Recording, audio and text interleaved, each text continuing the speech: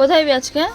তো আমরা বিকালবেলা বেরিয়ে গেছিলাম ঘুরতে, তবে আমাদের সকাল টাইমটা ঘুরতে যাওয়া হয় না, বেশিরভাগ সময় বিকাল বা সন্ধ্যার টাইমটা যাওয়া। আজকে তো মেঘলা আকাশ ছিল, সত্যি বৃষ্টির ওয়েদারটা কি সুন্দর না লাগে দেখতে। বৃষ্টির জন্য চারিপাশটা পুরো সবুজ হয়ে গেছে।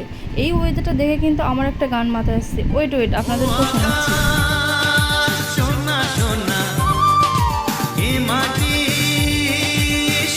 বৃষ্টির মধ্যে ফুচকা কি দারুণ লাগে খেতে। তবে হ্যাঁ, আমরা এখানে দাঁড়িয়ে আজকে আর খাবো না, কেননা খুব বৃষ্টি আসছিল, বৃষ্টির মধ্যে দাঁড়িয়ে খাওয়ার মতো কোনো পরিস্থিতি ছিল না।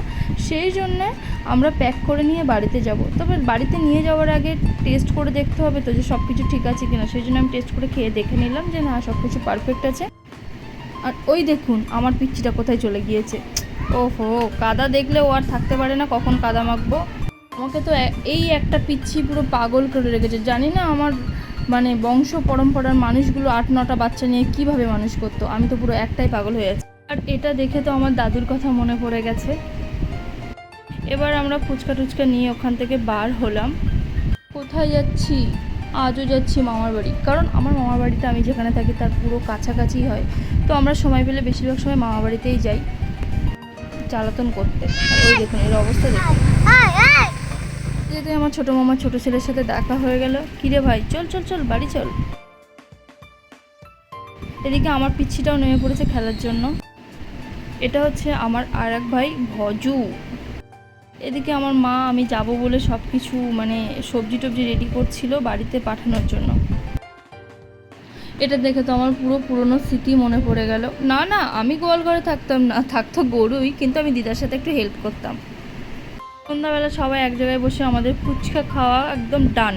কিন্তু ওখানে গেলে আমার মুখ বন্ধ থাকে না, সব সময় চলতে থাকে। এই মামার বাড়িটা কাছের জন্যই আমি কিন্তু আর রোগা হতে পারছি না। আমার মামি আটা মাখা শুরু করে দিয়েছে। সন্ধ্যা হয়ে গেছিলো তাই দিদা একটু পুজো দিয়ে নিচ্ছিল।